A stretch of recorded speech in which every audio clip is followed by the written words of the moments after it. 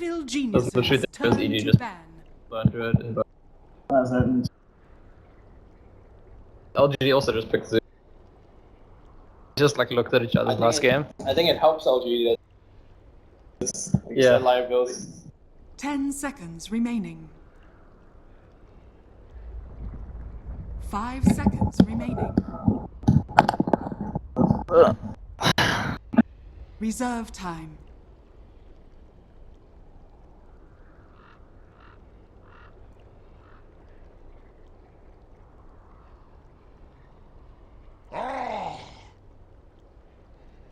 LGD's turn. Hello ladies and gentlemen, and welcome to some more action here on stream 2. We have got next up EG versus LGD, and as you can see the draft has started. I'm only Pixel and I'm here with a very special man, Scant. This is his premiere here at this big tier LAN, top tier LAN, and now he's here on the casting desk switching it up. He's been on the analyst this morning. How's it been going, Scant? It's my, well, the analyst desk's been alright. Yeah. It is my first time casting at the LAN, it's my first time casting at any LAN, and it's my first time casting with you as well. Here we go, and what a game to do it. EG versus LGD. Already we were talking about this, the opening bans here for the side of LGD with the opening picks from the side of EG last game. They were looking at that. Zeus as well, something that LGD's been running today. They don't want any of that. Also interested in the Spirit Breaker ban. EG taking that away from the side of LGD, so maybe some of the worried that ROTK was going to pick up for himself. And the picks so far, Earth Spirit gets through, Darkseer gets through, and then EG with the Venge, and then Nature's Prophet second pick. Scam. What's up with that? Well, actually, first pick Venge, first game of the tournament, EG played against Na'Vi, and it turned out to be an RTZ Venge, and I don't think anyone really saw that coming. So that's a possibility, especially if you pick up the Nature's Prophet afterwards. I think every team is kind of conscious about not being too greedy. Everyone wants to have some push element, maybe some late game, and so because they got the Nature's Prophet for Universe here, maybe we see another RTZ Venge actually. As for LGD's draft, getting that first pick Earth Spirits, I feel like it seems like the Chinese teams all think that Earth Spirits is completely broken and like shouldn't be allowed, and they're basically all going for it first pick when they can. So EG would have known that, and we'll have some kind of plan for like we don't mind. You can just have Earth Spirits. Yeah, I mean, I think it was against Team Spirit where MMY was playing the Earth Spirit, and it was pretty ridiculous. This man was, I've obviously seen a lot of people have seen a lot of Jax's performance, and MMY was looking to step it up to a similar level. He was very, very scary on the man. Also, the same game was the game where they ran Sylar on the Terrorblade. So EG again, maybe checking back on that. LGD, one of the stronger Chinese sides to be able to use the Terrorblade, and Sylar had an absolute game on it earlier. And EG banning out some more of these kind of harder later heroes, and the Spectre as well. And a lot of people have been talking about Spectre recently, saying that this is a hero that could really kind of rise up through the ranks and be that top tier carry this patch. Yeah, it's also very, very good against Nature's Prophet. I want to say you're trying to split push as you TP to a lane, you get haunted on, and that's it for you. Done. So.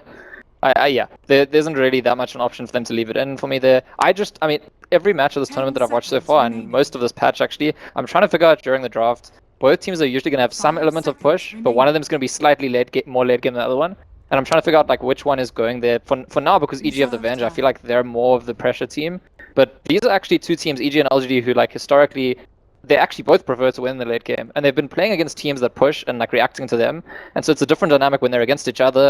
It's not guaranteed that either team's going to go that heavy on the push. Maybe they'll just let the game go late because they're both very confident in late game. Yeah, I mean, that's kind of in the two games that we just did here on this channel. We did EG versus Spirit and LGD versus Spirit. And Spirit, if you've watched the qualifiers, these are the kind of guys, they want to push, they want to fight, they want to go early. And EG and LGD just had the answer. They just took it late. They had the strong push themselves and used it against them. EG continue to bring out the new stuff. They're going to bring us the Oracle here with this third pick, and we haven't got to see any Oracle here on this stream. Was there any Oracle on the main stream? Yeah, we saw one Oracle, I think. Okay. It was Na'Vi against Fnatic, and they ended up losing with it, but it was a really good pick there because it kind of hard counters Darkseer and Ember Spirit. Yeah, and it's great against Speaking of Darkseer, he's here again, and this just sends ROTK to the jungle pretty much, I think. It's like... It's that strong in lane. You can't... I mean, and bam, everything gets purged. As long as the safe lane is also strong. So in that game, actually Ohio's Darkseer didn't go to the jungle because Na'Vi ran like a safe lane Nature's Prophet there with the Oracle, and so he just stayed and soaked some XP. But if it was like a RTZ Venge with the Oracle, then I think Darkseer's just going to the jungle straight away. Or feeding. Yes, yeah, you've got to make that decision here as the Darkseer this game. And LGD, another one that they normally do like to pick up for DDC. They get themselves the Witch Doctor. I guess a hero that's going to be kind of nice against the push that's already going to be coming out from the Vengeance MP, and also something that's going to allow you to get a bit of push on yourself. It doesn't really expose too much what LGD's picks are going to be here for Maybe and Sylar, because there's still a fair few options open. Yeah, funny thing though, Witch Doctor, we said that EG are banning all the heroes that LGD picked in like the last game, and Witch Doctor's one that they didn't take out, so LGD's like, okay, fine. We'll stick, yeah. If you're going to let's have that, and okay. We kind of forgot about the fourth pick now. We're seeing DP get through. Now, another series, this won't happen because he gets banned out first, he gets picked first. EG are kind of like, well, okay, if you're leaving it here to the fourth pick, they'll take it. I mean, is there a reason you think why LGD hasn't touched upon this hero so far? They're not scared of it? These teams are kind of playing chicken against each other. It's the dynamic I was talking about before, where like they know that they both like late game, and so even though the tournament meta is, I think, mostly teams are pushing and they're reacting, I think both of these teams position themselves as if they're the team that goes late game and isn't forcing the push, maybe they're in a better position. And so eventually EG are like, okay, you know what, we're just going to push. And that's what that's what the DP pick does. Surely, I think even more so now that Venge is very likely to be RTZ's hero, we'll probably see a support coming out for EG's last pick, and that's going to position the game such that, I don't know, if you go back far enough, there were a couple games, I think at TI4, where the Deathball meta came out, where EG tried some of the pushes of their own, usually with Dragon Knights, Abaddon, those kind of heroes, but it's not a team we associate with pushing, but it's also they're the team that's been practicing for the longest before this LAN. They got you like a week early, they've done a lot of scrims, so if they've perfected pushing with DP, I mean, yeah. The combos there as well, obviously DP and Oracle. Yeah. Exorcism and False Promise at the end, yeah, bam. And instant full health. Even the Fate's Edict. The Fate's Edict, because DP is not a right-clicking hero. So absolutely, and especially when you're against a team like LGD, where you've got all the magic basically at the moment, and even more so now with Lina. I guess Lina's been. This is going to be a maybe Lina. Lina, we can obviously imagine, and maybe one of the answers to the DP in the mid lane, and LGD as well with that final ban. Really respecting the fact that EG have been, playing with the Omni Knight there already this LAN. So taking that away, something else that could have been there to just buff the DP in, send her in on the front lines, and allow her to just sit there with the ultimate on. So. Yeah, and EG with the last ban on Anti-Mage, kind of just respecting the fact that, that was how Fnatic beat Navi earlier. Okay. It was just like last pick Anti-Mage, even though you're doing all this push thing, Anti-Mage, Mushy got to what he needed to and then splits against them. But yeah, last pick Ogre, I don't know. The one thing I want to say about Ogre is that Aetherlands, it's just like, I mean, I don't know if he gets the gold for it, but there was a stage where Ogre was the best hero in Dota, like, uncontroversially, and the nerfs to Ogre were basically, they took away an Aetherlands, and if you buy the item, because they nerfed the spell damage, to where you were, and they nerfed the range. So, I mean, this hero, if you do get that item, is suddenly like... And well, so far as well, there's a fair few heroes that are going to be easy to blow up if you do get the multicast. And LGD with this final, I mean, Sylar's heroes, what is left in the pool there for Sylar? What do you think he's thinking about? Well, this is their game-winning hero, right? Because LGD, like, if we look where the drafts match up, this is kind of like, we're going to weather the storm, they're not going to beat us with a push, and then because we have this hero, we're going to win. Yeah. At the same time, it can't really be a useless hero. I mean, I don't know. Difficult to say, because LGD's been picking Morphling, and I feel like that's a hero that does nothing against the push early on, and they've been winning with it. Yeah. But I feel like here they're under too much pressure. It would be too risky. Like, they want a hero that does something early, but also kind of guarantees the late game. And I'm actually thinking maybe the Ember Spirit. Although Ember Spirit doesn't land very well against DP. And they do go the Morphling, like you mentioned. Honestly, this hero, like, I crossed the tournament with Gods, I think it was the Radiant Dire Cup, where every Chinese team tried to pick Morphling, and they all lost except LGD. It's like, there's something Sylar Morphling, he can win. We saw he played it this morning against Fnatic, and yeah, he had a great game. It's obviously quite one of his most comfortable heroes. But as you said, looking at the heroes that EG have, there's some things you feel that you need to be scared of being a Morphling in this game. I mean, like, the biggest problem for Morphling is not that Morphling's scared about dying, it's that Morphling doesn't become relevant for a while. And this hero got buffed quite hugely. It's even harder to kill now. But push strategies can just push you and ignore your Morphling. And so the dynamic becomes like very much about, do EG get that timing? Do they like win the game before the Morphling matters? Because Morphling definitely, if you look at EG's draft, Morphling gets super farmed. I think it is the hero that actually dominates the game and probably wins the game for LGD. So that's that timer. It's the pressure on Sylar. Can LGD stay in the game long enough for him to get a lot of farm? As you said, a lot of weight on Sylar's shoulders today, but in a lot of other situations where he's been able to carry LGD through the latter portions. It's going to be some strong shoulders that they're leaning on the team. And here we have it, ladies and gentlemen. So another series here on Stream 2. Obviously, all best of ones here in the group stages, and this is EG versus LGD. It'll be myself, OD Pixel, and Scant pulling you through for the action here. And Some Oh, they get the ward. interesting stuff there. They DDC get it finds the straight up. ward. Yeah, because their ward was out at first, so they pinged out that the Dire ward got placed, and that's gonna help their safe lane a 30 lot. seconds to battle. And this is like, we were talking about offlaners in this well, we're talking about like how difficult it might be for Darks against Oracle, but offlaners in general in this patch have a harder time than they used to before. Yeah. It's much harder to get value, and especially if you don't have that ward. It's we were saying Darks is going to go to the jungle. Now we asked the question, like, does Universe consider going to the jungle early on? I don't know. See how well he can play on this offlane. You said both of them are going to have a fairly difficult time. The battle begins. I mean, in terms of overall drafts, you know, you've been on the analyst desk. I'm sure you've been asked this question. Who's got the better draft here? Would you say? I mean, I feel like, well, actually, we might see it. He's I mean, he's a tanky brute on the Ogre, but with the body blocks from MMY, he's not tanky enough. He's going to look for the deny. Oh no, DDC with the final touch. That right click from the Witch Doctor too strong. First blood for LGD. Fear getting punished, being out of position. But yeah, drafts. I mean, what do you prefer? I think with this dynamic of like usually one team being more into the push and the other one trying to weather the storm, I actually think the push strategies are stronger in this patch, and it's just like there's a possibility of not executing it quite right. So you know, if EG if they play flawlessly, I think that they're the ones who are ahead in the draft. But it's really not hard to make a few mistakes here and then all of a sudden the Morphling's really farmed and the game's out of reach. EG definitely in the opening game against. That was against, Na'Vi this morning. Yes. I felt like they did make a few mistakes there. Na'Vi just made a few more of their own. So, I don't know, I didn't watch the following EG game that you guys watched against Spirit. Like, were they making mistakes there? Were they executing really well? Oh, in that game, EG were pretty flawless there. It was, very, very strong performance from them. Yeah, then I'd favor EG in the draft, and I'd say, like, see if Silo Morphling's got some magic. But it's interesting that EG actually ran Fear the Ogre just in this off lane. That's going to be their response to Nature's Prophet handling the lane. Like, he just doesn't have to handle it on his own. And already we can see that Solo is taking a fair bit of harassment here, so the strength of having the Ogre here is apparent. And RTK, he's just playing with the creep camp here on the side, so keeping himself away from the lane. This is going to give a lot of space for RTC to get that farm on the Vengeful Spirit. Well, bottom lane, moving in here with the Earth Spirit. Universe caught out, and the rotation from MMY resulting in another kill here for LGD.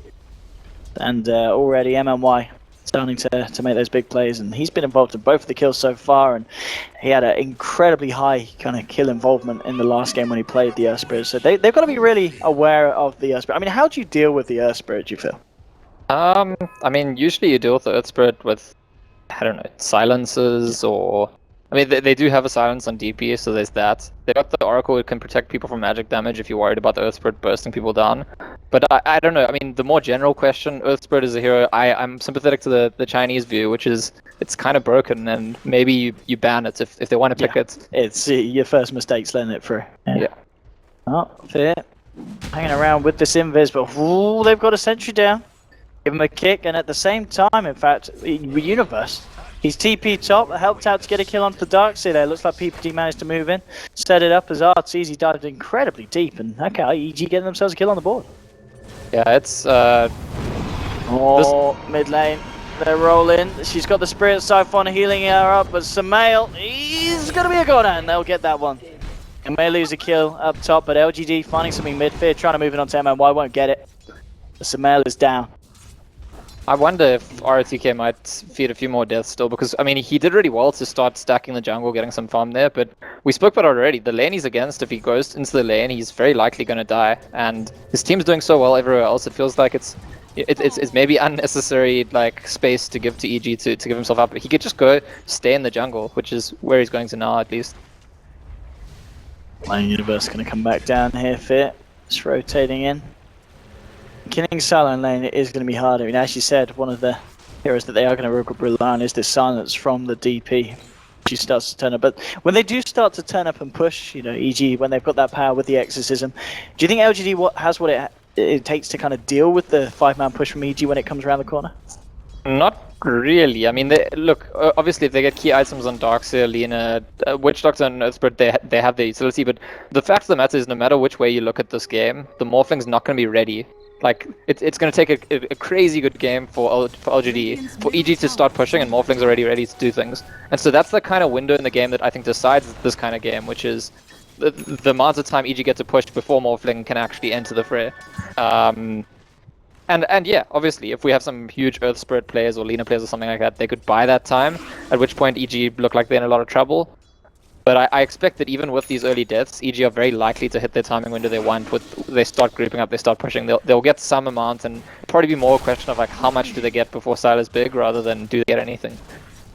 Mid lane, we're going to see a rolling from MMY, the kickback onto Simel. There'll be the light strike onto 2, but he already got the Spirit Siphon out, getting that regen, maybe falling low himself, but the right clicks will fly through, gets the kill on Simel. Now he's got to run, he's not going to get himself out. They will find the kill in return. EG 1 for 1, but MMY making it a 2 for 1. Now, in fact, looking to chase down Universe. He's got the roll forward, and he's still got the Iron Shell. Now the Iron Shell's now one off, and MMY may have gone a bit too deep. PPD's there with the punish, the Fortune's then flies through. Paralyzing cast bouncing between the two of them. He'll drop the Maledict down, but Universe has got the Fairy Fire, will be alright. Being a 2 for 2 then, a support and a mid for a support and a mid, so fairly even trade there. I don't think anyone's necessarily more happy with that trade, would you say? I mean, it was looking good for LGD until MMY maybe went a bit too far with that last roll. You know, he's feeling confident. He like the way he's thinking, my hero's overpowered, I'm owning people, let's just keep going. Yeah. It's not the end of the world, but EG will be very happy with that because like they really don't want LG to be the team that has momentum early on in this game. If we miss the window I was describing earlier, if like EG never push before Morphling has farm, I think the game becomes super difficult. Absolutely. One thing we do need to keep tabs on is the fact that Sylar is getting free farm, but so is Artor. It's even at the moment between the Venge and the Morphling. But it's definitely worth noting that at this point EG haven't really put too much attention apart from that initial go onto Sylar, onto the Morphling. But as you said, if they can look for stuff in other lanes, get the push going, and it's just going to be a point, get to the point of the game where the Morphling's forced to attend the fights and he's just not ready, and it can work out anyway for the side of EG. We'll see a smoke up here from MMY maybe. Maybe of course level 6 Laguna Blade is online, so if MMY can close the gap onto someone, be able to delete them from the game. PPD hanging around towards the top rune spot. P coming into the tier 2 here from the dark, so maybe seeing if they can set something up with a surge. And Arteezy looks to be the target for these two. Lena's just returned to the mid lane. We'll see if MMY can find an opening on the Venge. As Artor is on his own. Does need to be careful. He's pretty tanky, and PPD is not too far away. This could be turned around on them actually if they go for the kill. Yeah, let's see what PPD can do. The Oracle is here, but the stun's coming through. Light Strike says he's going to miss. Artor swaps PPD in. He says, take this one for me. He walks off. PPD, the sacrificial lamb there, doing it for Artor. Meanwhile, mid lane, bit of a dive going on. EG moving in onto DDC, and they'll take the kill. You know what's funny about that one? We were talking earlier on the on the panel about whether or not Venge is really an Arteezy hero. I'll tell you something, carry Venge is good for PPD because like he wants to be that guy that gets swapped in to save. He's like, cool, I can die for you. That's like me. Dire's top tower is under attack. I mean, it's it's always kind of funny to see someone being swapped in for your own life, but obviously in those situations, as you say, it's worth it. MMY takes a Spirit Siphon to the face. Samel proving that the hero has some issues, and now he's moving in for a second one, and he's going to get it. Double kill, just like that. Suddenly, oh, the Universe Fairy Fire, not enough. He'll go down. They've got the return though. Triple kill for Samel. Welcome to 6.86. Sylar's decided to turn up. Gets swapped back, stunned up. Have they got the burst to deal with him? He's got a lot of mana, so he'll begin to morph to strength. Heading up to the high ground. There's a wraparound though. PPD's there with a Fortune's Head, and LGD getting 6.86 the hell up. Ultra kill for Samel, and the game's over. This, I mean, look like no, but seriously, like what Sylar comes to the fight. What to achieve? What? I'm not like, you know, this is the thing. When you pick Morphling, you accept that you have a hero that just is not going to do anything that early on. I mean, in his defense, I've seen Sylar make lots of kills in this hero early on, but I feel like when you're against a team of the caliber of EG, like they're going to punish you for having that pick, and he wastes time, doesn't get the farm, and then eventually he just dies anyway after all his teammates died. And I mean, I wouldn't go as far as to say game over, but I think it's like now very, very comfortably where EG want the game to be. I mean, you talked about LGD wanting to find the momentum, and it's ended up kind of going the other way. EG have just got the momentum at this point. ROTK, oh no, goodbye. ROTK. Caught out there, another kill for EG, 9-7 now at this point.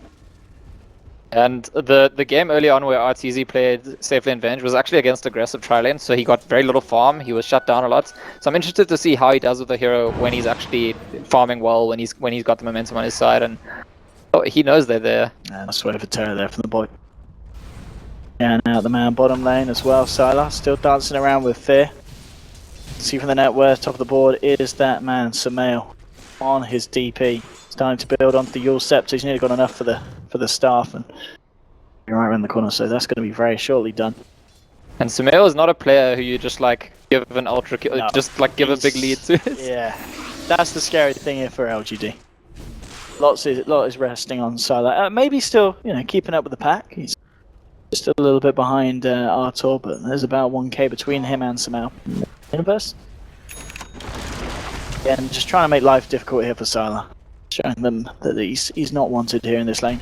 Fear actually getting a chance to pick up a bit of farm for himself. So I think, as you said, it'll be interesting to see what Fear does do, and if he does indeed disassemble the arcanes down the line and get that ether lens as one of his first items. Yeah, I mean, the one argument is that you want to keep the arcanes just for your team, but I do feel like down the line there's a point at which it's got to be the ether lens, and especially because they're giving him this space, this farm. But there's actually going to be a sneak into rush here, and this is just from bad to worse if you're LGD, because once the Aegis is up, that's kind of the final ingredient and pushing a whole lot of... Unless Sumail's going to get perma-bashed to death, but looks like he's fine. Looks like they will try and contest it. They're moving over. Maybe MMY could go for the big plays in the Earth Spirit, and there we go with the 3-man stun, the 3-man silence. He rolls in, puts for the light drag. He gets on 3. Dragon Slave flying through. They take a 2. They did get Roshan though, the side of EG, and they did get Aegis on DP, but it looks like he might die again. There's going to be a buyback for Nature's Prophet. He's still alive. He's using the Spirit Siphon to keep himself up, and there's the Fate's Edict, keeping him in, but they've got the right click. The physical is too much. They're going to lose the Death Prophet here for a second time. Kick forward. He shoots. He scores. PPD caught under the rock. This is LGD bringing the game back, and they do get themselves the kill onto the Oracle as well. Did you see, did EG smoke in, or did they just walk in? Because there was an LGD ward, so I'm just wondering, like, was that a really good call by LGD to be like, hey, they're rushing, or did they have the information? I saw Universe TP in when I switched over. They must have smoked in. I think it's a call. I think LGD just get credits. On point with the call there. I didn't catch how like what might have tipped them off, but they were like just a few seconds later, then they missed out completely and getting the timing exactly right. And yeah, as you say, now they're looking not too bad again. And this is just never going to work. Sylar, he knows how to walk it off, and he TPs that one off. They try and make a jump on him, but they're going to need more than that. They're going to need a lot of multicasting here from the man Fear if he wishes to get that kill. And yeah, okay, so he's going straight, for the ether lens. He's got Ring of Health, and as you were predicting. It's so good. Yeah. It's so good. And you know what? The Ignite already has like ridiculous range because that never got nerfed. So when you have the ether lens, you can just like throw Ignite at people from like totally like 3 screens away or something. Never mind the fact that the Fire Blast is now back to what it was before nerf. Look at that. Straight across the screen. Wherever you want it, Ignites are going to be. So, I don't know, LGD have definitely bought themselves some more time. I mean, we're still on that same clock. We have to keep looking at Sylar and be like, what items does he have? Is he there yet? When he gets like kind of Lincolns and one more item, usually the Ethereal Blade, that's when the game turns in his team's favor very clearly. But yeah, they've bought some breathing room, but I still think draft-wise, it's EG who have the pressure. Let's look at the net worth, how that's kind of swung around after that fight. And yeah, we can see there was a bit of a lead that EG had. There's now kind of that gap has been closed by LGD. Dire's middle tower sticking to Universe's build, not going for we see Nature's Prophets buy so often. I mean, maybe it's easy answers that by buying the drum himself, but he's also not rushing the axe. He's going for that Orchid. Yeah, it's still with the Morphling. Yeah, exactly. It's. I mean, it's good against Earth Spirit. It's good against Darkseid, but the Morphling is like the one game plan for the enemy team. And maybe even if the game goes late and Morphling gets strong, maybe the EG still have a way to deal with it then. Yeah, I mean, as you said, against all these heroes, it's going to be very strong. And well, LGD smoking up, looking to fight MMY. Seeing if they find the opening. KG know that the game is up at this point. They know something's going down, and here we have TP's coming through. The stun is going to get whiffed, and now with the multicast magic missile, MMY getting deleted. Now it's LGD that need to get themselves the hell out of there. Sumail getting the ult up here with the exorcism. RTK will drop the ball, but EG continue to chase. RTK maybe the one left behind. He tries to surge himself out. Is it going to work? The stuns fly through. EG will be on top of that. So nice reaction there to LGD trying to go maybe a little too hyper-aggressive there with that smoke gang. Yeah, and EG will almost certainly get the tier 1 for that as well. We saw LGD actually TPing people out, so it's LGD recognizing there's no way to defend the tower, let's try get value elsewhere, but we're losing a tower. The towers are what EG strategies are all built around. Like, they want to take down all those towers, they want to give themselves a huge lead before Sylar's online. They threw a bit of the momentum they had at the rush pit, but they're pulling it back up now. They have backed off. Arteezy is actually sticking around. He needs to be a bit careful. His teammates are no longer with him. And yeah, he'll move himself back at this point. But yeah, LGD. I mean, this, even though they lose that fight and they do lose the tower, this is still a game that, as you said, LGD can certainly bring back, and a lot of it does really depend on Sylar's performance. And well, who's gonna? I mean, we look at who's gonna buy the space for Sylar. Yeah. Maybe he's actually the top net worth in the game at the moment. He's got his Yule Zap on Lina and his phase boot. So, I mean, in previous patches, we'd see that Lina at this point, plus level 11 soon, can just go around making kills. And that's gonna be maybe a focal point for me as well, because I don't think this Lina's here to just like have lots of farm until Morphling gets farm. They want the Lina to be able to get something done. For now, they're just going for the tier 1 in the lane where they lost it, but I'm going to be quite interested to see actually if maybe finds the occasional pick off across the map. yeah, I mean, what do you think he'll go for in his build next after the phase yours? I mean, does he still go for the straight axe? Does he get the ether lens next? Do you think? The ether lens has actually been very popular recently. It's similar to what I said about Ogre. It like undoes a lot of the nerfs. Also just gives that damage. It's really nice to have the extra damage for your Dragon Slave, so you can push waves all the time. Also notice that Fear went back for Arcane Boots. Rebuys the Arcanes, so you still need them for your team, but that's just how good the Ether Lens is. You're only buying it because you had the component. You wanted the item. Jeff, we go back to maybe, I think he might get Ether Lens of his own. I think that what's more important than which item he buys is he needs to get something done on the map. He's walking around with MMY. They're looking for potential pick-off or at least putting pressure on lanes. And that'll probably be enough for now. I think if you're on the side of EG, you're waiting for... Well, they've got the Exorcism already again actually now, and it's level 2, so... What are EG waiting for? When do they go for the next tower? I guess there's no more tier 1s, so they need to feel a little bit more safer, because it's a tier 2, it's that much deeper, and if you commit to that push and lose out, it's a very big loss. It might just be the Orchid on Universe, I think, that they're waiting for. Yeah, it could be. I mean, it's very close. Because then you get one pick off, and you go for a tower, and that's, Yeah, I mean, in that term, when you're going for the pick-off, who do you think they'll be looking on the map to? Who are the easy pickings here for Universe and his magical stick? Actually, strangely enough, I think it might at some time be Morphling. It could be Sylar. Yeah, if you catch him right. Depending on the position they find him in, get him an Orchid out of fog, like, he could be in a lot of trouble. But it looks like actually EG go for the push in the bot lane. Side, it's fine. Radiant's bottom tower. Exorcism up. Well, throw out the stun, but they'll give Look at that ignite. Oh, he almost threw it. Look at that range! Radiant's bottom tower has fallen. Good stuff.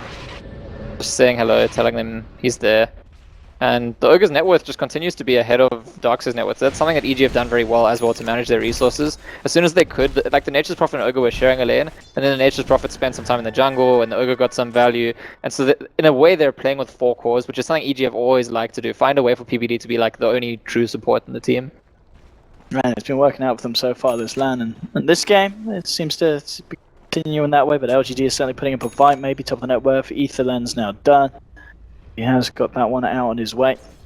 As you said, it's about what he's able to actually do with it against EG's lineup and the way that EG have been playing. Yeah, but this is where he does actually get a lot more pick-off power now, because he's got that range on the Yules again. Again, that was one of the serious nerfs to Lina, the Yules range, and Ether Lens kind of fixes that. Is he going to be able to find the pick-off though? I'm not too sure.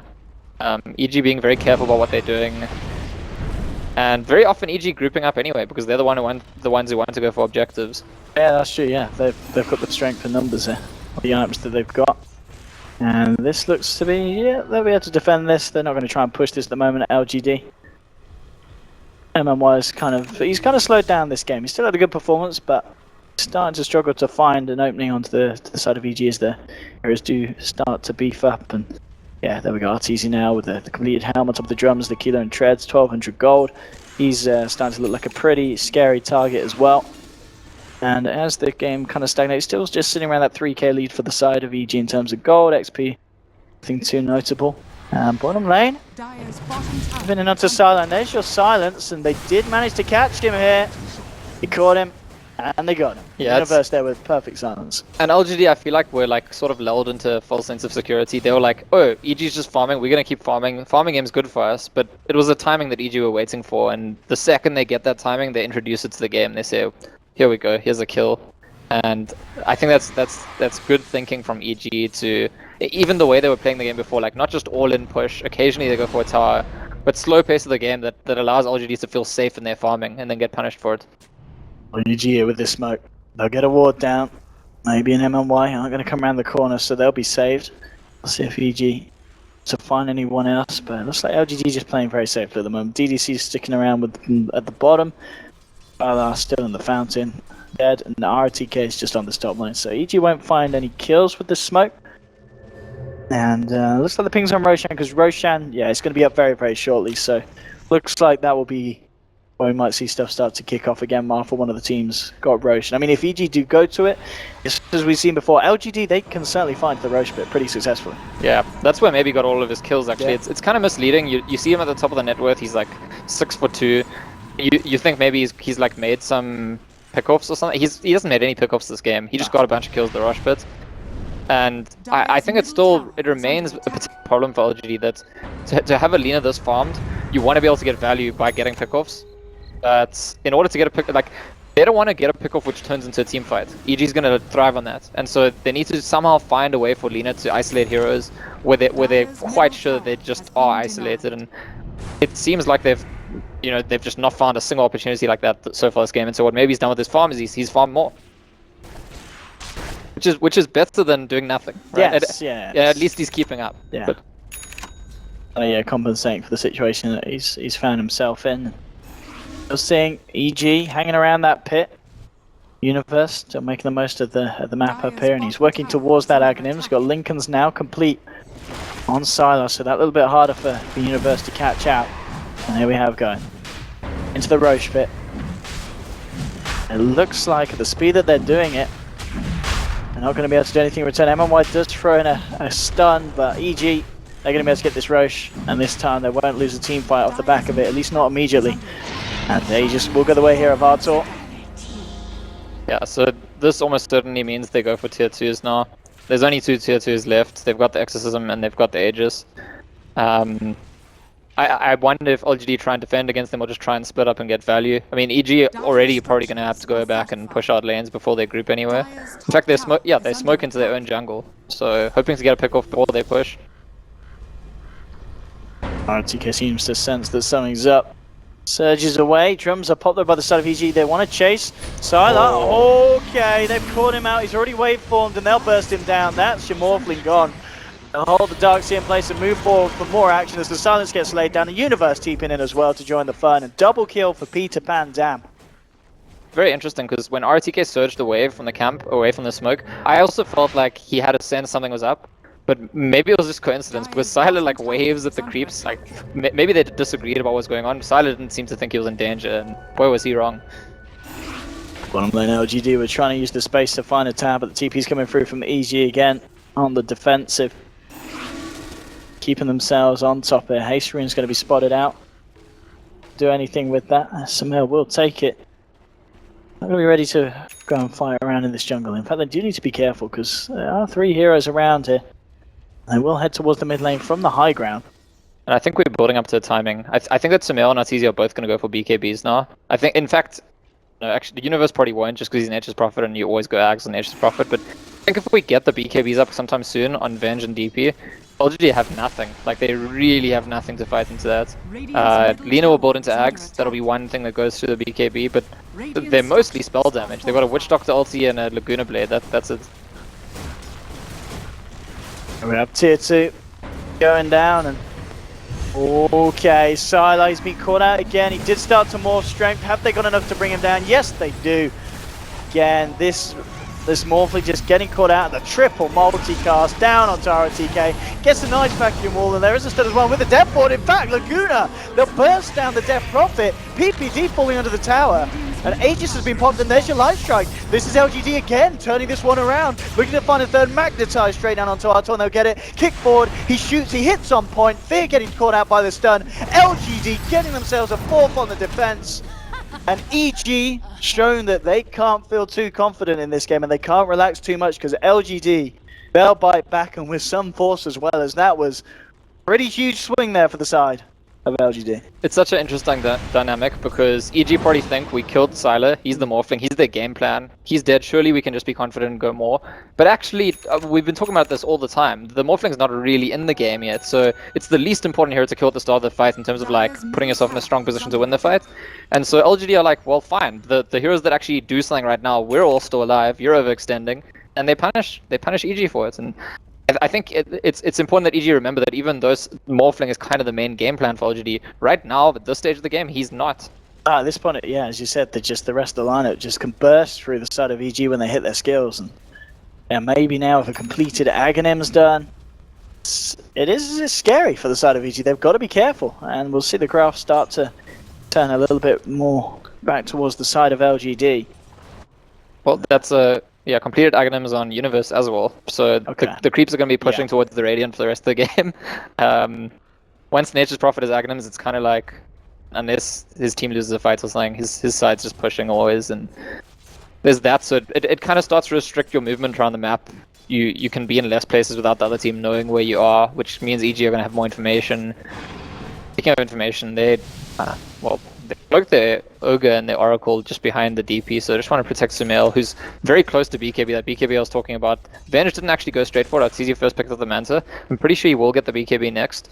But once the Prophet has the BKB, that's already a big step, because now Lina needs to save Laguna for this hero and this hero only, or they're just not taking it down. Top lane. Oh, that's an illusion. Well, they get a Trina out of it nonetheless. And maybe with an Invis rune leading the way. See if EG stick around. Looks like after that they will back themselves off. Maybe he's going to still move in. Well, they left the sentry on their way out, and maybe just not going quite into range of the sentry. But these teams, I mean, we were talking before this match, and honestly, I feel like from what I've seen so far, these are the two most promising teams in the entire tournament. And it shows like the way LGD bait them, and then EG know exactly when to go back. They drop the sentry, like they have a very good understanding of one another. It looks like right now. It certainly does seem that way. As teams really finding the space Salah now with the Ghost Scepter on top of Lincoln as he's looking to close in on that E-Blade. Top lane EG are still hanging around there.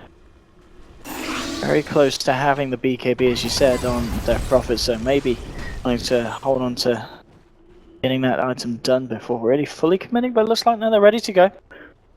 Ready to go. Here's they're moving on the top.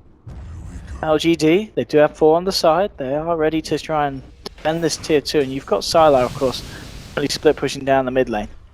Yeah, I think EG have seen the Ghost Scepter, and they know they're on a timer before Ethereal Blade's up, and then the game becomes a lot more difficult for them. Oh, okay. Gets the vacuum wall, but the stun was off point. The yours and then the swap out. So they're going to save the DP, the Laguna coming through, and now with the roll forward, Magnetize gets dropped, and this could be big because now Sylar turns out. They get the false promise out, but the stun hitting to Light Strike Array onto the DP, and they'll burst her down with the Death Ward. RTK is going to look to give Fear the rundown. Has he got vacuum? No, still on cooldown, so he won't be able to cancel that TP. There's going to be a Light Strike onto PPD. Second kill here for the side of LGD. Again, MMY with these stone kicks on point. Universe getting caught out, getting chased down. The vacuum there, bringing him back into the midst of the teams. Double kill for Sylar. And at this point, you got to think at the last 3 fights, LGD are winning them all. Yeah, and EG again, maybe a little bit too confident. Prophet is pretty close to BKB. They could have waited. Yeah, so close. I think it's what I think they saw the Ghost Scepter on Morphling, and they're like, okay, that E-Blade's coming up soon, but the way it ended up working out, they've actually helped the E-Blade. It's just given him a huge cash burst, yeah. And it's actually, I think Sylar's going to get his E-Blade before Sumail gets his BKB now. He might even be able to use it on Sumail. That would be like an absolute disaster for EG if he can get a pick off on Sumail with his combo. Dire's top tower has The Morphling is starting to really ramp up in terms of scariness for the side of EG. To be very aware that this man is getting exact items that he needs. Fear. Talking about items, he is halfway through his Aghanim Scepter, but at the same time, you want to try and keep ahead of this Morphling, and he's eyeing up DDC at the moment. The Universe back up in 6 seconds. Look for some action down it, but at the same time, Fear is kind of sandwiched because RTK is rotating around. If I get vision of him, Fear, still kind of off the radar at this point. RTK's got to know someone's been there though, because the camp was cleared and his team didn't clear it. So he starts the big camp and then he just runs away. And I actually think Fear's Ags is really big. Other than the BKBs, I think Fear's Ags is like maybe one of the biggest pickups for EG in this game. Because out of nowhere, that Ogre can just be winning fights. But we're checking out Sylar here, and he's considering sniping someone. He is. E-Blade done, Invis rune on him. What can he find? And more big iron pickers. After these, it's just these constant team fights. You just look at heroes like DDC on the Witch Doctor, and he's got Aghanims done. Oh, wow. I mean, this is and EG are already losing the majority of these kind of later team fights without these big items being on the side of LGD, so they're just only going to get harder and harder. Now with the smoker from LGD, they're going to be the ones this time looking to push for an engagement. You know what, I spoke in the draft about how the teams were playing chicken and seeing who's going to be the one that commits to pushing and who's going to go for late game, and I think that's what we've seen in this game, that EG are maybe still not quite as comfortable pushing as being the defensive team, and LGD got to be the defensive team, and EG looked at some points out of place when they were pushing. Oh, Samael walking up the hill straightly out of the game. And that's the E-Blade introduced, and still no BKB for Samael, and that's what I was talking about. It's like, not, he was meant to get that BKB before the Ethereal Blade. Yeah, it's and just that timing issue. The fact that they did look for that fight in the top lane, as we were saying, when he was about 500 gold away from the BKB, and ever since that keeps getting constantly offset. And this is going to be a Roshan for LGD this time. EG going to be the ones that can't do anything about that. LGD have turned a corner now. Jeez as well. Like we've gotten past the points in the game where EG are going to win by just grouping up and pushing. EG now needs to outplay LGD. They need to split push, or they need to win fights, and their draft's capable of doing it. But I did feel like their big advantage over LGD's draft was that they could put a lot of pressure early on and push early on. And I think just the sort of like not very subtle group up, let's charge their base, that's not going to work for EG anymore. I don't think that's even in the cards. I mean, are we at a point now where, obviously, when Samael does get the BKB, it's going to be like, alright, suddenly the team fight's a lot easier for EG, or do you think LGD have got to the point where BKB on Samael doesn't mean that they can't necessarily kill him? Yeah, I mean, BKB is going to make it very difficult for him to die. Like, of course you do have the Laguna Blade, which is maxed out with Aghanim Scepter, but the problem is that Morphling doesn't have to go for, I mean, it's bonus when Morphling kills Samael. Morphling's going to be able to kill someone. Right, it's going to be the Oracle, or it's going to be, actually I guess Ogre's pretty tanky, but like if LGD are able to just like burst someone down at the start of the fight between their Morphling, between their Lina, they're also threatening Darkseer jumping in if you like all show yourselves to help the person. I just think that fight is still difficult for EG to take. Like we get to the point where the BKBs are what they need to take the fight rather than what they need to guarantee they take objectives. I felt earlier on that once they hit BKBs, LGD wouldn't be able to do anything about them, and now I feel like they need the BKBs or they're in trouble. Absolutely, and LGD really have turned this one around slowly but surely. Now they're the ones pressuring onto the high ground of EG, and well, let's see what EG's response is. Sylar just pounding away at these tier 3s in quick work of them. Atzizi's got BKB, but Samael is still not there. Samael was far ahead of Atzizi in farming that BKB, so it tells you like what a shift the game's taken after they pushed that top lane and things didn't work out. Structures are fortified. I think LGD just playing safe. Poke at the side of EG on the bottom lane, then they just back up. Watch them TP out. MMY sticking around with DDC. Maybe seeing if anyone sticks around now. They're going to get themselves back to the side. Kind of maybe 3.6k gold now on his Lina. What does he need to get next, do you feel, against the lineup of EG? He's got a few options. Yeah, that's actually a pretty difficult question. It's not clear to me that he needs a BKB. Like the Ogre might make him think I need a BKB because Ogre can just like keep you disabled forever once he has Ags. I don't think he wants to buy into Shadowblade because EG have just had sentries up all game everywhere, and that's like walking into your own death rather than getting pick off. He's also already got the blink, so I guess it's more of like a big carry item. So the Hex or the Shivas, something like that. I think for EG this game is like Universe is the most important hero now. That's what I think. And he's got his Ags. He's building into the Octarine. He's close as well. Yeah, and it's like I think that's EG's game plan now, to kind of frustrate LGD by having the map pushing all the time, have map control all the time, and eventually hope for a mistake, maybe win a fight or pick off, and then that's where you get the value. It's definitely not about the straight up just group and go. Yeah, we saw exactly the global pressure kind of be the reason why LGD's pursuit on the bottom lane stops. You know, they were knocking on the tier 3, EG kind of turned up, LGD realised they couldn't take a fight, but then at the same time they couldn't really afford to sit around and wait for the next wave to push again, because their other waves were already pushed right back at their own base, thanks to this Nature's Prophet, as you were saying, so. And this Witch Doctor heal did so much. Actually, the Nature's Prophet ulti like took everyone to half HP, and DDC just healed them all up, but look, back anyway. So this goes to the straight up BKB and TP out there. Play it careful against these guys. MMY, and it's yeah, he's a long way off any kind of dream of the Aghanims here, unfortunately, on his Earth Spirit. Sometimes we see him get a bit of an earlier leg up. But he's still way off, and he's actually having to go for the Ghost Scepter here as well, opting to pick that up defensively here on the Surf Spirit. Yeah, it's against the Death Prophets. Yeah. I guess partially also against the Venge. Like, the only serious spell damage is the Death Prophet spam and the Ogre.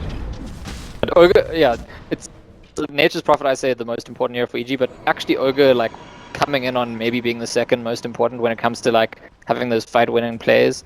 And is he... Just 500 away from it. Pretty close, Just needs yeah. the last bit, yeah. So he is going to have that axe very, very shortly. For And this is something that teams are not used to anymore, because it's a long time ago where Ogre was like really that. has been drafted there. Yeah. So Ogre Axe can come out of nowhere and just destroy you in a fight, and I think that might be what EG look for, actually. And it's actually at Lincoln's on, maybe, so maybe it does anticipate the power of the Ogre, because you could still take it off with the long range swap on Venge. Also pretty good against the Orchid. And I guess another point is that, depending on the situation, they could have double Lincolns on Sylar and then just really make him unstoppable. Let's have a look. Let's see if LGD can find anything this time. On the top, we've got side here, hanging around in the jungle. EG. Cells avoiding it, and already just all these lanes. We see these treants just really going to work. RTK doing his best with the Iron Shell.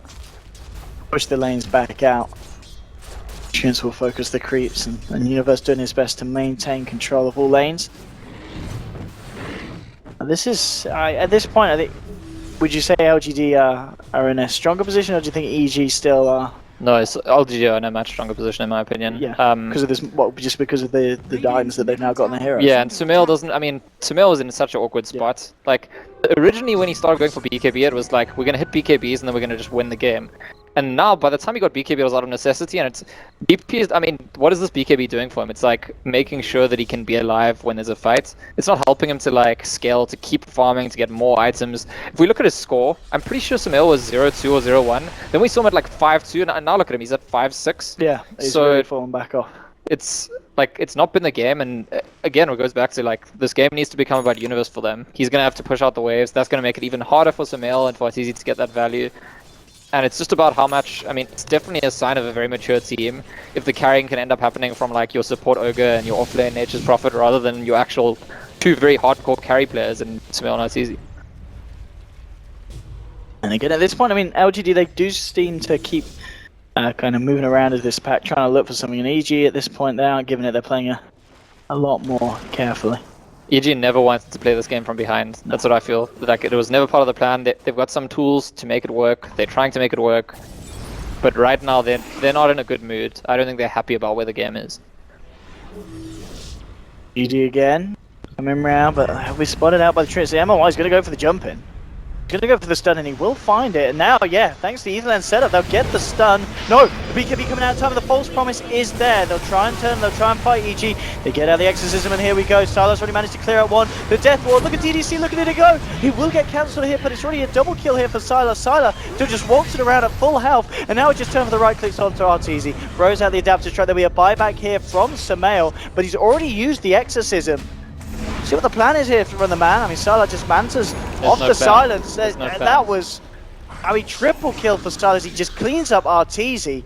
It's just a frustration, but it's, you know, it's like... Just, you're never going to do anything. After you take exorcism, it's buyback and silence, he's got a manta. It's, yeah. No, I feel like there's frustration in that buyback because it's not going to affect the outcome of the fights. And as I was saying early on, like, so now they have BKBs, so Sylar can't target them in the start. But you see, he went onto the backlines, went for the Oracle, burst him down immediately, came back and finished off the Death Prophet. And this is, honestly, I feel like if both teams play equally, if they both play quite well, that's the kind of fight we should expect to see over and over. Except when the Ogre's getting very lucky and, like, smashing people with double multicast stuns. But that's also not what you want your plan to be. If you're EG, you don't want to be like, let's just hope we get lucky with multicast. They want to have more control over the game, but I don't know if you can see where they can get the control from. There's the Nature's Prophet, but as soon as the fight happens, the fact that you're pushing lanes with the tree is not really that important. And in fact, after that fight, the swing just boom, straight up. LGD now with the biggest lead that's been had in this game, and XP-wise as well. They're just maintaining efficiency across the map in a much better fashion. It's starting to pay off, and off the back of fights like that, suddenly MMY, he's got the money for pretty much half the Aghanim Scepter. And you're just seeing these heroes getting scarier and scarier. EG certainly need to formulate a plan, as it's ever since kind of about the 19-minute mark, the whole second half of this game, it's been slowly slipping away from them. And with Roshan up and LGD in the neighborhood, you're about to slip even further if LGD are able to have a go on this one. Yeah, I mean, I've said it time and time again, but EG wanted to have Oracle keeps DP alive, BKB keeps DP alive, so that DP can own people. And it's turned out to be like, keep DP alive just to stay alive. And look at that, just jumping in from halfway across the map. RTZ will get the swap onto Samael. He says, you're the younger one, you pay for it.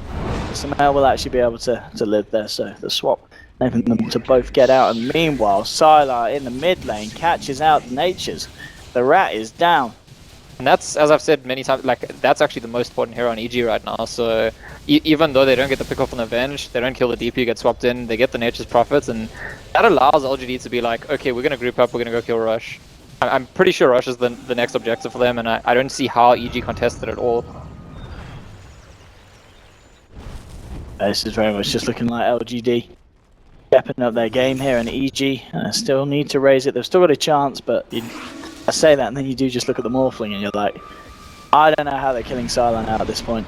Butterfly, no sign of an MKB on any of these cores, and not that they're going to really wanting to build one either. And Roshan's going to be going the way of LGD here, along with the Cheese and the Aegis once again. See if they do them too. Yeah, Sylar, he'll take the Aegis, and RTK, he'll take himself the Cheese. And here comes the push, and Nature's Prophet's going to spawn, but not be able to like push out all the waves that quickly. So I think LGD have this opportunity with the Aegis to, if they want, they can force the high ground fight. And if they do force that high ground fight, it's like EG have to win the fight. Like if EG lose a fight now at their high ground, that's basically it. We've seen that the DP, the buyback doesn't really help them much. She doesn't even have it up yet anyway. I mean, the play for EG to win a fight would actually be for RTZ to sacrifice himself and have the buyback. That's what I think. To like swap someone in deep, Yes. try kill them and then buy us pick up. off, yeah. Just yeah, it could be at this point. But LGD actually not sure they want to force the high ground just yet. Nobody's gone back for RTZ yet either. So interesting. I guess they were maybe hoping to be read as if they'd gone back and then EG would come out the base and they'd get a free kill. And you just look at the two cores. It's got to be hard for RTs now on this Venge, just especially considering the deficiency in goal. And as you said, you're not going to win a standard fight against this Morphling. You've got to use your swap to the best ability when they're pushing on the high ground, which is going to kind of rely on LGD being caught off guard. And the last 20 minutes of this game are going to be anything to go by. Be a pretty unlikely situation here for the lads on the side of the Radiant. So Sylar's got travels now. Very, very important item actually, because he can push a wave on his own. Nature's Prophet can't come push against him, he'll die.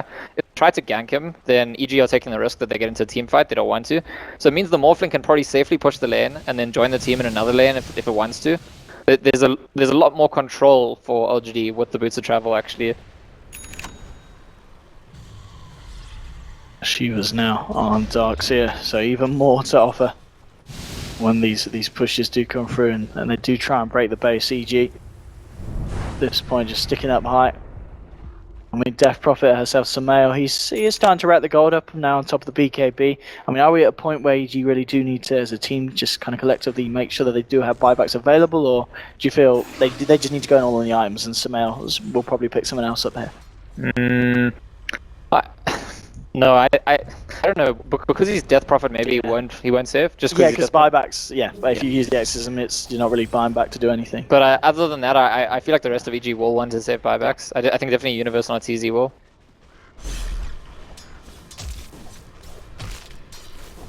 Now let's see, and Artor, throws out the wave of Terra, TP's out straight away before LGD sniff him out. Mid lane, Sylar. E-blading Mr. RTZ, keeping him pressured back into the base. LGD then managed to get this bottom lane started to push around as well, so all three lanes being controlled by LGD. Yeah, and doing what honestly with their organization, the LGD, it like transcends this current team. Like for years, they've been known for being meticulous in controlling the late game, taking control of the map. That's what they're doing, recognizing that there's actually not that much pressure on them. If the Nature's Prophet is not split pushing the map out, then EG don't really have a game plan right now. So as much as I asked the question, you know, why LGD have Aegis, why didn't they go in? They don't have to. They can sit on this for a while. TZ. He's in trouble. He's gonna have to BKB. Does he have he doesn't have a TP. Oh. Oh, you're right as well. Oh, it's easy. Ace. Oh, it worked. Salah gives up. Feels that he can't chase that one down, so Arteezy lucky to get away with his life there. We'll be able to make the long, slow, shameful walk back to base. Swapping the illusion. So is that because, did he swap the replicate illusion? I don't think you can swap your own regular illusions, I'm not sure. Yeah, I think he swapped the morphing one. Yeah. I think you're right, yeah. He kind of gamed around Sylar there. They're talking about Sylar. He doesn't care about not getting the kill. He's focused on the objectives, nearly getting bursted down, but yeah, and he's fine. They've got Greaves on the side. He's been glimmer caped up as well. They just can't kill this morphling with that burst. They need more control. And he still has Aegis, so even if they kill him that one time, he's up again. He's even got gold to buy back and TP in, so potentially 3 lives morphling. That's why I say, like, LGD don't have to go for the high ground because they're starving EG anyway. But if they wanted to go for the high ground, they're already very, very favored with the triple life morphling. And EG, just like, I mean, psychologically, mentally, I feel like it's difficult for EG to stay together in this kind of position because you know that the enemy team has like all the cards in their hand and gets to decide what happens. Yeah, they're just so much stronger at this point. The net worth's really ticking in now, you know, we're closing in on a 20k lead. There's about halfway between 15 and the 20 hit. Aegis now gone. Aghanims is done here for MMY on the Earth Spirit, so the hero is even more scarier here, and the save potential even bigger. I mean, I really don't see Salah dying again before the end of this game unless huge mistakes are made by LGD, because it's got to be huge mistakes for this guy to die now at this point. Yeah, I mean, honestly, BKB is like even better than Aegis. So Aegis ran out, he bought BKB, and like that's if he forgets to use his BKB and his Manta, he just doesn't press any of his buttons. Or that would be very costly, but it's possible for EG to do like an amazing. Earlier on, there was a play EG made where they had Avenge and an Enigma, and they like started black holing the ground and then swapped Puck in, so he was in the black hole straight away. Okay. That kind of cool play, like. You could catch the Morphling and perma disable it, like long range swap to take off Lincolns, and then Ogre's permanently stunning because he gets lucky. Maybe that's even then you need the silence as well to stop the morph, and the Morphling has to be on his own. Yeah, and then he's got the Manta and BKB if you don't initially burst him, so you've got ways to remove the control. Maybe we can beat around the bush all day. That like this is probably LGD's game to throw at this point. I feel like barring EG making like magnificently huge plays, LGD are like very, very far ahead now. No, this is, I think, so far from the games we've seen from LGD this tournament, it's kind of like, hey, you've got to remember these guys didn't get a direct invite to the major, and here they are, kind of showing universe crazy stuff, and yeah, that's a false promise him up here. They should be fine with the fountain regen. That's a lot of fire. Ow! This is a close one. Yeah, very important that PPD TP'd back with him to heal him, otherwise he would have died. He would have popped. He would have popped. PPD. But yeah, LGD can just wait. I mean, they're playing it safe. They're not making any overcommitments. If they want, they'll get the next rush. They, you know, every now and then they go poke the towers a bit. Every now and then they farm all the map. Again, this is a Nature's Prophet with Aghanim Scepter, who's being pushed in all 3 lanes, which is honestly earlier on there was a game, I think it was the Na'Vi Fnatic game, where Nature's Prophet Aghanim has managed to keep all the lanes pushed against Mega Creeps.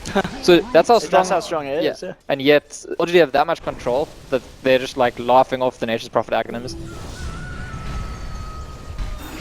A lot of patience here really from LGD. We're not really seeing them try anything too brash in terms of just fighting onto the high ground. I want to wait for the opportune moment, and at the moment I think they're just kind of still seeing if EG want to try and make a play themselves, and LGD are going to be ready to try and turn it around. Did we see the MMY Ags? Yes, but EG got it only just a few minutes ago, but we've not really seen him use it. He's not had a chance to fight. But the plays can be made. Anymore. He can pull them out of the base and just like... I mean, that's the thing now, yeah, you talked about the way of catching Salah out, the repositioning. Well, you got MMYs, he's just going to reposition him with the Ags. It's going to be even harder really for EG to try and use their heroes to their strength. Slightly coming out of the base, but they still need to be just so careful. You can see them each time, like EG are like, they're frustrated, they don't want to just stand around doing nothing, but they go a bit out and then they're like, actually, we can't really go, can we? Gotta go back. Universe, yeah, he's got the blink. And RTK has got a vacuum, and he's going to find him. Universe in a bit of trouble. Set up with yours, maybe does a quick 360 into the Laguna Blade. Light Strike comes through, clearing the trees out. They'll get the kill. Nature's Prophet down for 75 seconds. So that's their pick-off. That might be the thing to lead in. I mean, you've got to remember that EG were kind of defending without the Nature's Prophet anyway, as he was just looking to split push. But now that they know there's not that pressure there, LGD might feel a bit more comfortable to go for something. Yeah, and he's got the buyback, but they will definitely want to at very least force the Nature's Prophet buyback. And quite importantly, the Venge doesn't have buyback, so that play we were talking about earlier where you swap in Suicide, buyback, can't actually happen. The Radix starts to fall. There's your buyback. Maybe moves forward. Looks for a light strike. Won't find it. BKB pop by RTZ. Will drop that magic missile. And here comes the exorcism from Sumail. They're going to look to start and fight with Sylar just sitting there, pounding away at Sumail. Deathball gets laid down as well. They've just got to get themselves away from the CG. They've got nothing to cancel it. MMI rolling forward. They can almost up here on the Death Prophet, but PPD and Sumail falling pretty low. The Spirit Sample will keep him alive with the blink. Oh! The false promise coming through in time, keeping Sumail alive. He's got to heal though, and he will. He'll turn around, get the kill onto Maybe. PPD desperately healing him up, and he's going to be fine. Sumail is save. Great save there from PPD, and EG do hold the base for the time being. Let's see if they can move forward for more. Alright, he's just flying out into Illusion here. He's going to continue to chase and find him. And he'll realise now that it's not the real Witch Doctor, it's a phony. They do defend, they give themselves a kill. Top lane, Sylar just trying to get a bit of split push action done. But yeah, some really nice play there from PPD that fight, saving Sumail's ass. Completely agree, and before that, he actually saved his own ass, and I'm not sure if we put this on PPD or on Sylar, but Sylar tried to use his combo on PPD, and PPD put Fate's Edict on himself. So Adaptive Strike just did nothing. Yeah. And so you could think Sylar could go for someone else. Obviously, he's been targeting the Oracle, so the Oracle can't save other people.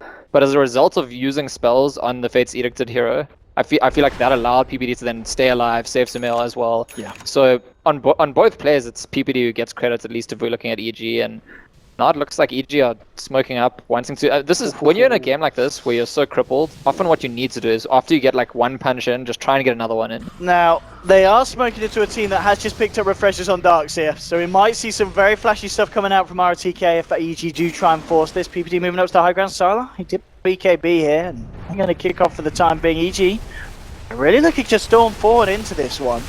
But yeah, if RTK could do something flashy with that refreshers, he's been spotted out now. Feels see if they notice. It's going to be okay. Tense moment there where EG could actually suddenly get a lot in the game, and I think it's smart of LGD to pull back, especially after the BKB is used. And off they go, and out they go. EG and Universe here pushing in the top, and now still showing us that they can still find the momentum to push back down, but they're doing it. I mean, they're so far behind in terms of farm, 25k nearly. EG are trying to kill Sylar. This is going to be very tough. Right, they're all 5 though. Going for the raid boss. Let's try it, and they'll jump in, but out he goes. Game over. And he Mission failed. came straight back in. They're all coming in. LGD. Okay, there's one more drop down here, but they won't actually be held back by this. The Shivas as well, not quite catching them. MMY on the Earth Spirit moving forward. Ogre turned to stone. They'll pop the Exorcism, looking to fight BKB, but look at the right click from Sylar, ripping through the side of EG. Double kill here for the Morphling. The Deathball puts the rest of them back, and they'll move forward for more. The vacuum light strike will get dropped. Fear's going to go down. Laguna onto RTZ. RTK's there with the punches. The Iron Shell, he falls as well. Double kill for the Darkseer. RTK there with the second wall on the chase down, doing it against the side of EG. They do have buybacks available on RTZ and Sumail. Already brought back on PPD, but that was a pretty painful fight. Looking for a bit of rat action, but Sylar's down on the defense. They're going to be fine in that lane. And in mid lane, the melee Rex is already down, and LGD they're looking for a second. Here are your buybacks. Got to do something big. Fortune's in. Now to clip onto RTK. Sylar straight forward and looking to maybe burst down PPD, but he's got the Fate's Edict. He's going to be okay. Silence onto Sylar. Rod of Atos as well. That's your melee Rex gone. Range Rex as well. Look at the full set here on the bottom. Sylar, he just does not care. Not scared at all. And this is a Morphling walking around at pretty much 12k net worth. 12k gold in the bank. 38k net worth on him. And the graph just going to go even higher after that one. And EG will still try and hold on. But LGD, they're just slowly brutalizing them. Sylar's about to be at 40k net worth. EG, their entire team is at 80k. So he's half their team on his own. That's Sylar Morphling. He's really bringing it to this land. We saw him. This is the second game he's done it, and both games have been pretty much repeat performances. He's just eaten up some of his net worth by eating a moonshot. Misleading, but oh, EG get a rush. That's like to sneak it, and oh, they get the swap onto ROTK. Silence down as well. Parallel's going to cast from the high ground, and Starladder just pounding away at Fear. Fear evaporating. Will turn around, try to get the stun. Just get it light strike onto PPT, but PPT, he's got to run because Laguna is with the rest of the team, and PPT's being separated from his teammates. There'll be a silence on Terminal, but he got the rollout in time, and they'll be now turning towards PPT, heads into the pit. Fates Edict himself, looks for the heal out, yet at the same time you've got Starladder chasing down Arteezy. On the right, you've got a stun and a silence onto Death Prophet. The cast bouncing between them. Universe is going to go down. Stamail all on his own here. 3 dead, make that 4. GG is called, and straight out of the game, Artur's done. He is out of this. He's had enough of LGD, and LGD, this game, stepping it up and showing us why they are the team to watch this land. yeah, and this was their game for a really long time. They played it slowly and meticulously, made sure like they gave EG the respect they deserve. Doesn't matter that they had that much control. They, you know, just one step at a time. And well, I honestly, I think if EG look back at this game, they're gonna look at that one rush where LGD just like we didn't see how, but somehow LGD knew. They came in, they stopped the because that was where EG still had momentum. They could still do the 5-man push long before Morphling would have anything. Everything after that point, I feel like it's just going according to LGD's plan, and yeah, and then also